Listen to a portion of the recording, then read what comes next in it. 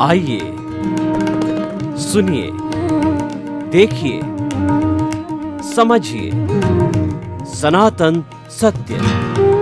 जैसी दृष्टि वैसी सृष्टि, दृष्टि विज्ञान। कुदरत, कुदरती रचना एवं कुदरत के कानून से शाश्वत सुख की प्राप्ति।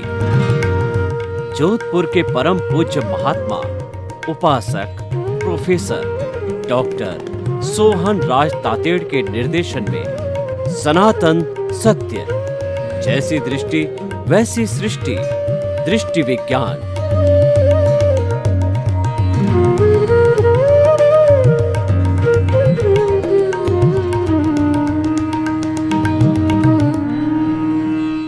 भाई और बहनों, मातृशक्ति को नमन। आज का हमारा बहुत सुंदर विषय अक्रम विज्ञान के 5 व्यवहारिक सूत्र। पहले मैं बताना चाहता हूं कि अक्रम विज्ञान क्या है। भगवान ऋषभ के चक्रवर्ती पुत्र भरत शासन कर रहे थे।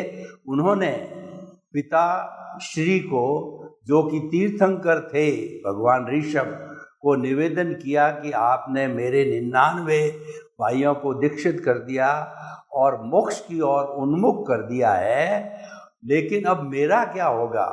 मैं तो चक्रवर्ती राजा हूँ, बहुत हिंसा करता हूँ। भगवान करुणा के सागर थे, तो उन्होंने कहा कि तेरे लिए मैंने रास्ता सोच रखा है। उन्होंने उनको अक्रम विज्ञान दिया। जो भगवान ऋषभ स्वयं पालन करते थे वो क्रमिक मार्ग था। तो क्रमिक मार्ग सदा सदा से चला आ रहा है। पहले तीर्थंकर से 24वें तीर्थंकर चला आ रहा है और आने वाले समय में भी चलता रहेगा। हमारी उसके प्रति पूर्ण श्रद्धा है।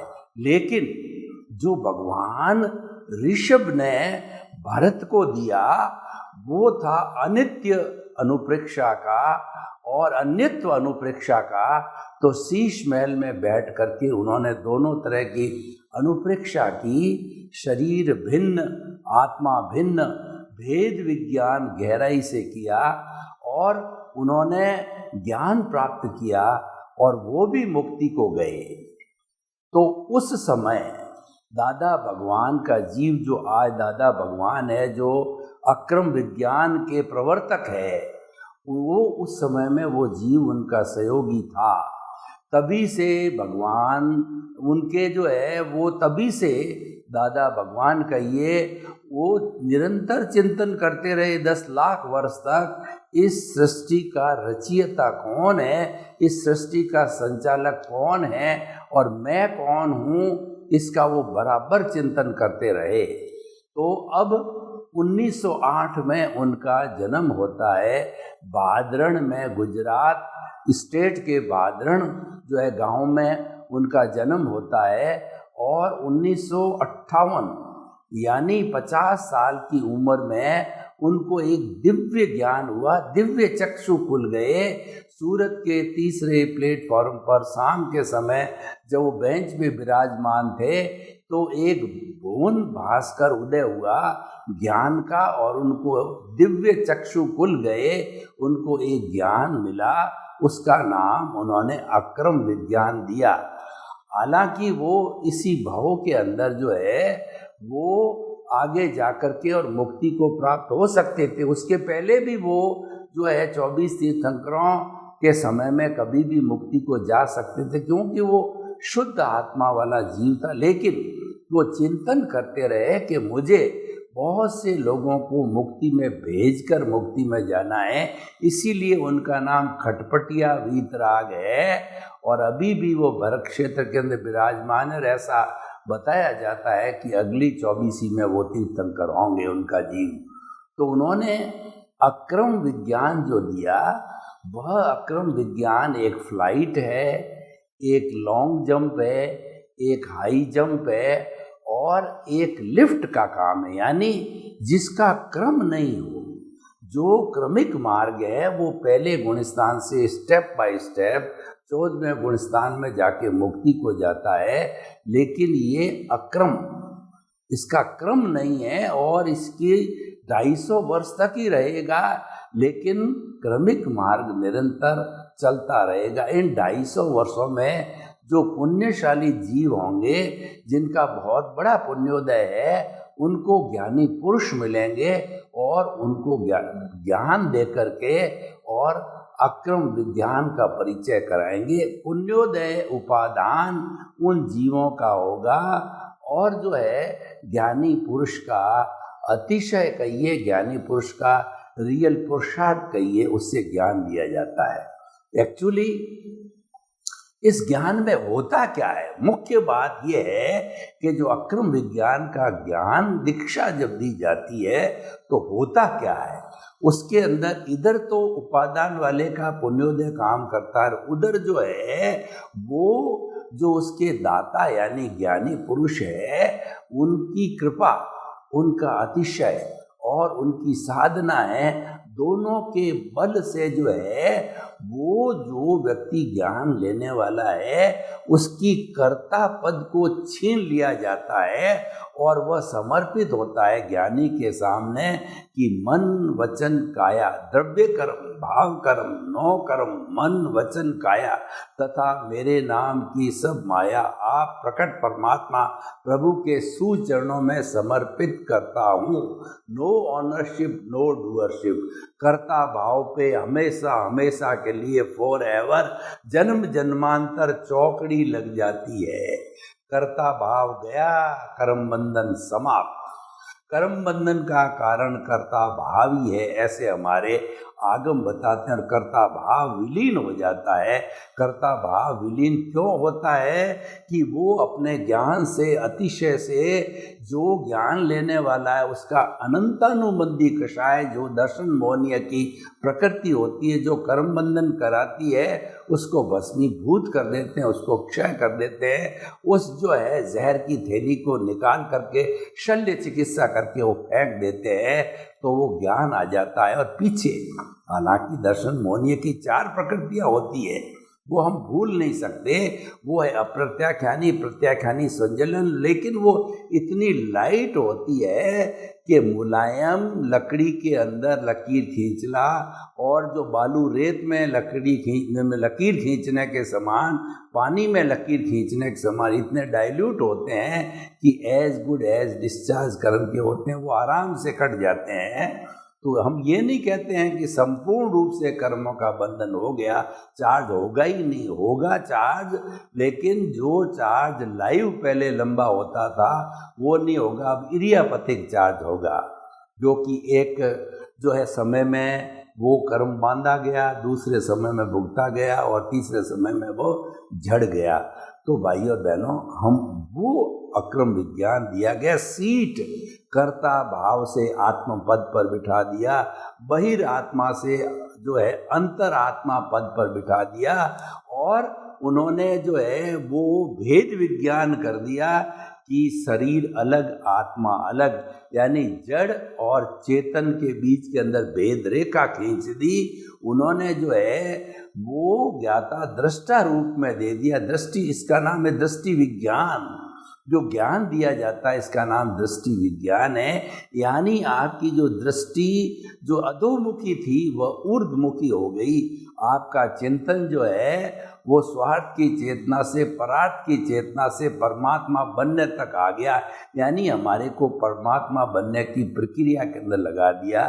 तो ऐसा जो है ये अक्रम विज्ञान है, अक्रम मार्ग है। इस अक्रम मार्ग के अंदर जो तीसरी जो 5 आज्ञा है, तो वो 5 आज्ञा मैं आपको संक्षेप में बता देता हूँ।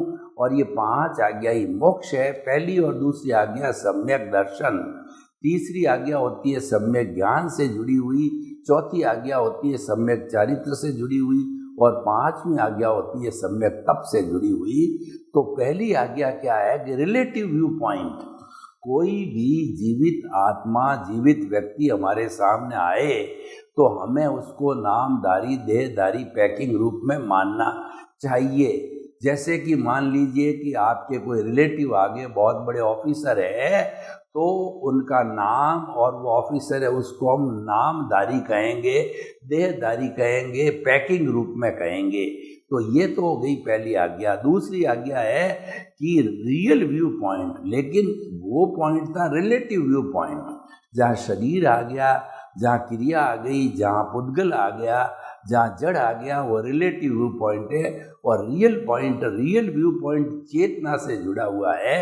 वो रियल व्यू पॉइंट क्या है कि 84 लाख जीवा योनि प्राणियों के भीतर विराजमान शुद्ध आत्मा भगवान को निर्दोष दृष्टि से दर्शन कर उसको नमन करता हूँ। यानी हम हर जीवित प्राणी के अंदर उसी परमात्मा स्वरूप के भगवत स्वरूप से अभेद भाव से दर्शन करें, जो कि सब में एक समान है। राम में, कृष्ण में, महावीर में, सिमंदर स्वामी में, 24 तीर्थंकरों में, पेड़ में, पौधा में, गाय में, भैंस में, ऊँट में, बैल में, सब में एक समान है। लेकिन विविधता दुनिया में पूरी दिखाई देती है। विविधता का कारण अपने अपने कर्मों का बंध भाव डाल करके, कॉजल बॉडी बना करके अपने अपने कर्मों के कारण अनुरूप जो है सारी ये भोगने के कारण ये जो है हमारे विविधता दिखाई दे रही है। ये दूसरी आज्ञा। इसको पहली और दूसरा है सम्यक दर्शन।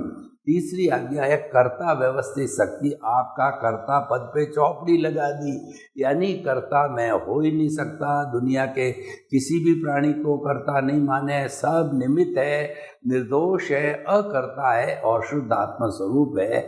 पूरक फाइलों का निपटारा करना मतलब जीवन के हर क्षेत्र के अंदर संभाव आना चाहिए। ये तीसरी आज्ञा। और चौथी जो आज्ञा है वो है हमारी जो है ये चौथी आज्ञा है, ये सम्यक चारित्र है। और पांचवी आज्ञा है कि आत्मा के बही खाते में, शुद्ध आत्मा के बही खाते में रकम जमा करना।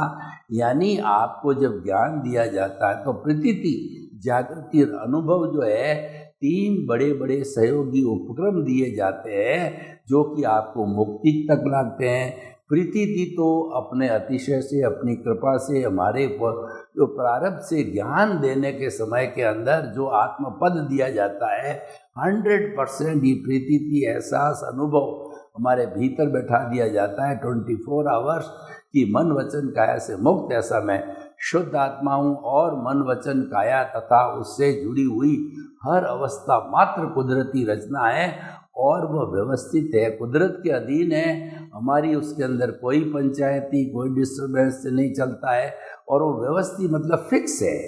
वो हम जैसा पीछे से लेके आए हैं उसके अनुरूप वो फिक्स है। तो वह इस तरीके का जो है प्रीति बिठा देते हैं। अब हमारा रियल पुरुषार्थ यहाँ से स्टार्ट होता है। 15% वो रियल पुरुषार्थ आपको दे भी देते हैं बना करके, ताकि कि आप जो है उस लाइन में आगे से आगे बढ़ते रहो। तो जो है वो जागृति ये है 24 आवर्स, रात को 12 बजे भी आपको कोई उठावे तो आपको कहना है कि मैं जो है रिलेटिव व्यवहार दृष्टि से मैं शुद्ध आत्मा हूँ, लेकिन व्यवहार दृष्टि से मैं सोहन राज हूँ और रियल दृष्टि से मैं शुद्ध आत्मा हूँ। यानी शुद्ध आत्मा का अनुभव सतत बने रहना चाहिए, आत्मा केंद्र में रहनी चाहिए, आत्मा को एक क्षण भी नहीं भूलना, आत्मा के संपर्क में रहना, सेल्फ रियलाइजेशन करना, इंट्रोस्पेक्शन करना। तो ये जो है जागृति है, लक्ष्य है हमारा, और जो ये हमारा रियल पुरुषार्थ है। ये करने से क्या होगा कि 2% का तीसरा जो उपक्रम हमको अनुभव का देता है, तो अनुभव धीरे धीरे 2% से बढ़ते बढ़ते वो 100% तक चला जाएगा। जागृति भी 100% हो जाएगी, प्रीति भी 100% हो जाएगी, अनुभव भी 100% हो जाएगा। तीनों ही थर्मामीटर, बैरोमीटर का पारा है, ऊपर लास्ट तक पहुंच जाएगा। तो जो ऐसा होने के बाद के अंदर हमारे को केवल दर्शन हो जाएगा। वो पुरुषार्थ की चरम सीमा है और केवल दर्शन पुरुषार्थ होने के बाद में कुछ भी करना शेष नहीं है। और अगले जन्म के अंदर वो उदय और प्रारब्ध के अधीन जो है वो केवल ज्ञान को भोगा जाएगा। और केवल ज्ञान प्राप्त होते ही ऐसा जीव इस औदारिक शरीर के अंदर स्वयं जीता जागता भगवान हो जाएगा, जिंदा भगवान हो जाएगा। मूर्ति का भगवान तो मंदिर में रहता है और वो इस औदारिक शरीर के अंदर जिंदा जिंदा भगवान बन करके रहेगा। तो भाई और बहनों, 5 व्यवहारिक सूत्र जो कि हमारी चौथी आज्ञा से जुड़े हुए हैं कि फाइलों का संभाव को निपटारा करना। पहला सूत्र है कि जगत निर्दोष। मैंने उसके साथ में जोड़ा है कि सब मेरा दोष, यानी इस पूरी दुनिया जो है वो वीतराग है, किसी का कोई दोष नहीं होता है। 84 लाख जीवा योनियां समस्त निमित्त है, निर्दोष है, अकर्ता है और वो शुद्ध आत्मा स्वरूप है। इसीलिए जो है किसी का दोष होता नहीं है। दोष जो कुछ भी है मेरे कर्मों का है। मेरे भीतर अनादि अनंत काल से कॉजल बॉडी राग द्वेष कषाय रूप के अंदर जो विराजमान है उसी का ही सारा दोष है। वह उदय और प्रारब्ध के अधीन जो है वो हमको सुख देता है, दुख देता है, और कोई उसका निमित्त जो है बनता है, वो भी कुदरत उस निमित्त को ला करके खड़ा कर देती है। उदाहरण के तौर पर देखिए कि पिछले जन्म के अंदर मैंने किसी व्यक्ति का मकान हड़प लिया था, तो इस जन्म के अंदर वही व्यक्ति जो है वो दादा बन करके और मेरे मकान को हड़प लेता। मैं देखता हूँ कि किस तरीके से हुआ, इस व्यक्ति से तो मुझे कोई लेना देना ही नहीं है, और मैं भूल जाता हूँ कि इस व्यक्ति का मैंने कोई बुरा किया है, इसको कष्ट पहुँचाया है, मैं भूल जाता हूँ। क्योंकि जो है करने वाला पूर्व जन्म के अंदर मैं नहीं था, करने वाला कोई दूसरा शरीर था, लेकिन भुगतने वाला ये पुतला और विटनेस है। भूत भविष्य वर्तमान तीनों काल के अंदर हमारे भीतर विराजमान शुद्ध आत्मा भगवान की होती है। तो विटनेस के आधार पर ही काम चलता है। तो हम जो है ये जो है वो हम भूल जाते हैं, लेकिन कुदरत नहीं भूलती। कुदरत का कानून परफेक्ट होता है। वह उसी व्यक्ति को कि जिसका मकान हड़प किया था, वह जो है वो उसको ला कर के निमित्त के रूप में खड़ा कर देती है और वह आपका मकान हड़प लेता है। तो इसी तरीके से जगत तो एकदम निर्दोष है, लेकिन कर्मों के कारण जो है वह कोई न कोई निमित्त आकर के खड़ा हो जाता है। निमित्त को लाने वाली कुदरत है, क्योंकि कुदरत ही हमारे व्यवहार जगत की क्रिएटर, ऑपरेटर और डिस्ट्रॉयर है। और हम पिछले जन्म से जो फिल्म लेके आते हैं वो इस जन्म के साथ ही कुदरत के अधीन चली जाती है, और कुदरत के माध्यम से कुदरत के दिशा निर्देश में ही खुलती है। क्योंकि उसके अंदर जो है निमित्त को बार बार बदलते रहते हैं, लाना पड़ता है, करना पड़ता है। और कुल मिला के बात कहूँ तो संजोग जुटाने पड़ते हैं। संजोग जुटाने का अवस्थाएं पैदा करनी पड़ती है। तो संजोग जुटाना और अवस्थाएं पैदा करना है, ये कुदरत का काम होता है। और कुदरत इस काम को बड़ा बखूबी करती रहती है, सभी प्राणियों का करती है। क्यों? कुदरत तो माँ है, हमको जन्म देने वाली है। और ऐसा कहा जाता है कि जिसने जो है चोंच दी है वो चुग्गा भी देगा, यानी जिस माँ ने हमको जन्म दिया है तो पालन पोषण भी वही करेगी और वो करती है। तो इस तरीके से पहला जो मुख्य व्यवहारिक सूत्र है जगत निर्दोष, सब मेरा दोष। दूसरा है व्यवहारिक सूत्र है कि टकराव टालिए। आज जितने भी मैन टू मैन देखिए, परिवार में देखिए, और जो है आप जाकर के जो है वो समाज में देखिए, देश में देखिए, विश्व में देखिए, जितने भी झगड़े होते हैं, टंटे होते हैं, चाहे छोटे हो चाहे बड़े हो, उसके भीतर कोई न कोई टकराव की बात होती है, प्रतिक्रिया की बात होती है। और प्रतिक्रिया ऐसी चीज़ है कि एक व्यक्ति एक प्रतिक्रिया करता है, एक गाली देता है तो सामने वाला 2 जड़ देता है, फिर देने वाला 4 जड़ देता है, और सामने वाला 8 जड़ देता था। तू मैं चालू हो जाती है, प्रतिक्रिया चालू हो जाती है, टकराव चालू हो जाता है, नैले पे दहला चालू हो जाता है। और स्थिति पुलिस तक जा सकती है, स्थिति कोर्ट केस तक जाती है, और कुछ भी हो सकता है। तो दुनिया में जितने भी तरह विवाद हमको दिखाई देते हैं, चाहे पति पत्नी के हो, भाई भाई के हो, चाहे जो है अपने जो कहना चाहिए प्रॉपर्टी के बंटवारे के लिए हो, चरित्र संबंधी हो, इन सब का कारण होता है कि टकराव। तो हर सूरत में हमको टकराव टालना चाहिए। टकराव हम कैसे टाल सकते हैं कि हमें अपनी 5 इंद्रियों को और मन को जो है वो नियंत्रण में रखना चाहिए। तीसरा सूत्र है एडजस्ट एवरीवेयर। हमारे जीवन में ऐसी स्थितियाँ आती है कि कभी जो है चीज़ हमको ज़्यादा मिल जाती है, कभी मिल जाती है, कभी ऐसा कहा जाता है कि जो है कभी मुट्ठी चना और कभी घी घना, यानी कि कभी तो हमको मुट्ठी चना भी नहीं मिलता और कई जो है लोटे भर जो है घी मिल जाता है। समय समय की बात होती है, हमारे उदय और प्रारब्ध के अनुसार वैसा ही होता है। तो एडजस्ट एवरीवेयर का मतलब ये है कि जो है आपके सुख है, दुख है, ठंडा है, गर्म है, तिरस्कार है, सम्मान है और किसी से लेना है, किसी के देना है, तो हर एक के अंदर एडजस्टमेंट करो, सौहार्द की बात रखो, प्रेम की बात रखो और सहज रूप से हम जो जीवन जीते हैं सहज रूप से उसको लेना चाहिए। टू एयर इज ह्यूमन, इंसान गलती का पुतला है और वो गलती करता है, भूल भी जाता है, तो कोई बात नहीं है। जब भी उसके वापस याद आवे, उसको समझ आवे, तो हमको रियलाइज करना चाहिए कि गलती मेरे से हो गई और जिससे हुई है उससे जो है उससे हमें जो है प्रतिक्रमण करना चाहिए, यानी सामायिक आलोचना, प्रतिकरण, प्रत्याख्यान, ये शुद्धि के महामंत्र हमारे पास होते हैं, इसका ज़्यादा से ज़्यादा उपयोग होना चाहिए। तो जहाँ भी जैसी स्थिति हो उसी के अनुरूप एडजस्ट करो। सर्दी है, गर्मी है और सोने के लिए आपको उपयुक्त स्थान मिला या नहीं मिला, हर परिस्थिति में अपने आप को एडजस्ट करना एडजस्ट एवरीवेयर कहलाता है। ये एडजस्ट करने से हमारे पारिवारिक जीवन में, सामाजिक जीवन के अंदर और पूरे वैश्विक जीवन के अंदर संतुलन पैदा होता है। ये असंतुलन होता है वो प्रतिक्रिया से पैदा होता है, लेकिन प्रतिक्रिया विरति कहिए या हम एक जगह पर जो है वो स्थिर होकर के और किसी को बात कहें, तो वो हमारा संतुलन, वो एडजस्ट एवरीवेयर की अवस्था है। तो इसीलिए जो है ये तीसरा सूत्र हो गया एडजस्ट एवरीवेयर। चौथा है वो भुगते उसकी भूल।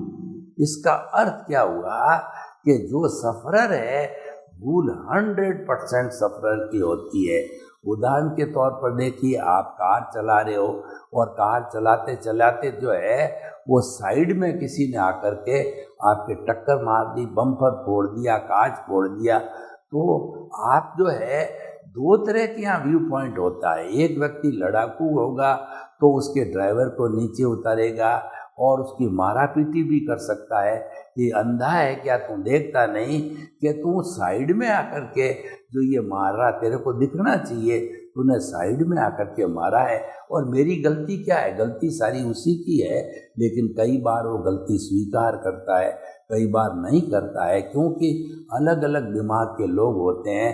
कई लोग किसी भी परिस्थिति में अपने आप को गिल्टी कॉन्शियस फील नहीं करते हैं और न अपने आप को जो है गलती का सुधार करते हैं और न एक्सेप्ट करते हैं। तो इसीलिए है कि ये भुगता कौन, बम्पर किसका फूटा, बम्पर मेरा टूटा, कांच मेरा टूटा, भुगतने वाला मैं हूँ, तो गलती मेरी है।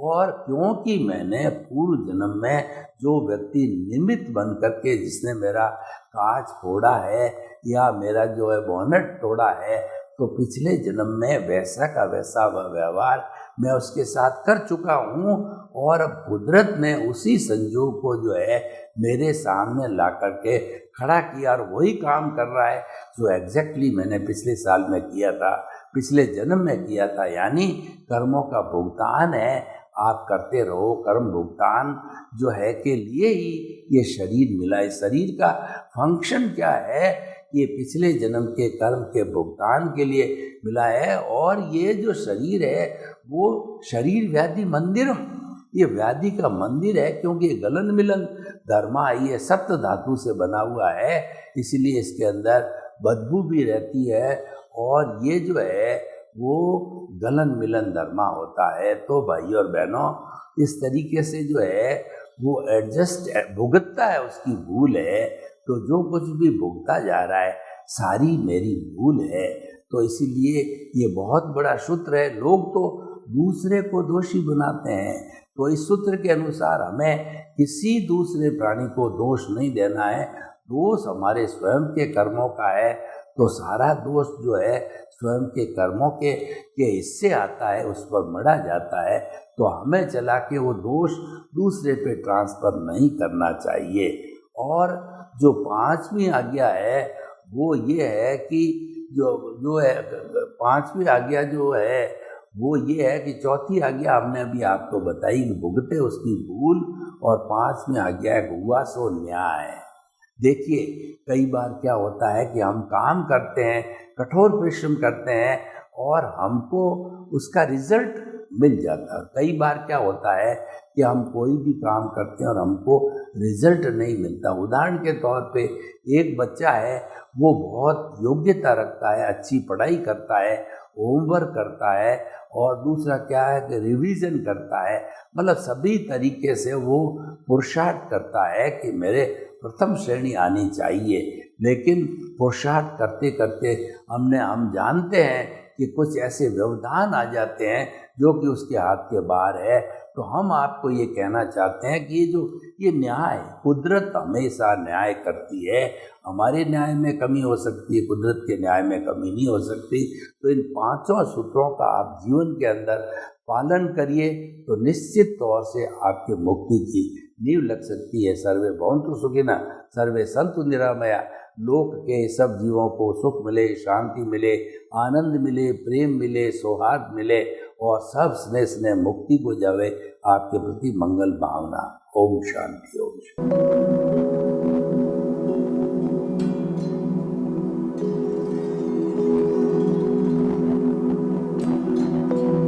एक ऐसा अंतर्राष्ट्रीय ख्याति प्राप्त मानव जो गुरु प्रेरणा से पिछले 20 वर्षों से वानप्रस्थ जीवन जीते हुए 24 घंटे मानवता की सेवा में संलग्न है।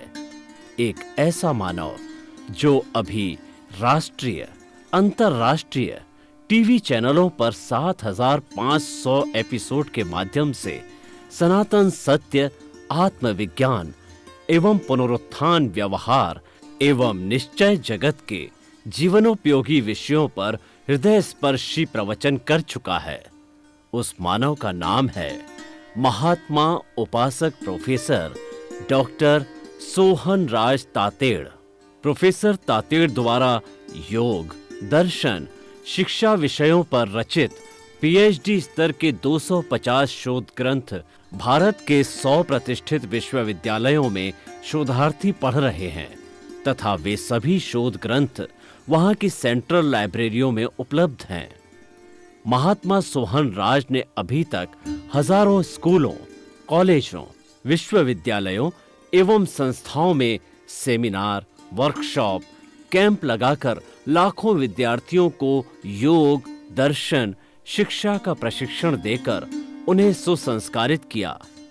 डॉक्टर तातेड़ ने भारतीय संस्कृति उत्थान के 4000 से अधिक समसामयिक विषयों पर आर्टिकल लिखकर ऑनलाइन जर्नल, पत्रिकाओं, वेबसाइट्स पर प्रकाशित किया, जिसका उपयोग लाखों पाठक कर रहे हैं। उपासक तातेड़ के 5000 से अधिक आज का सुविचार, आज का शुभ संदेश, आज का मंगल भावना योग आदि चिंतन websites, Twitter, blogger, Facebook, YouTube माध्यमों से लाखों लोग अपना जीवन निर्माण कर रहे हैं। मानवता के मसीहा ऐसे महामानव महात्मा सोहन राज तातेड़ के प्रोफाइल को अभी तक विश्व के 20 लाख दर्शक यूट्यूब पर, 12 लाख गूगल पर एवं लाखों दर्शक फेसबुक, ब्लॉगर, ट्विटर और इंस्टाग्राम पर देख चुके हैं।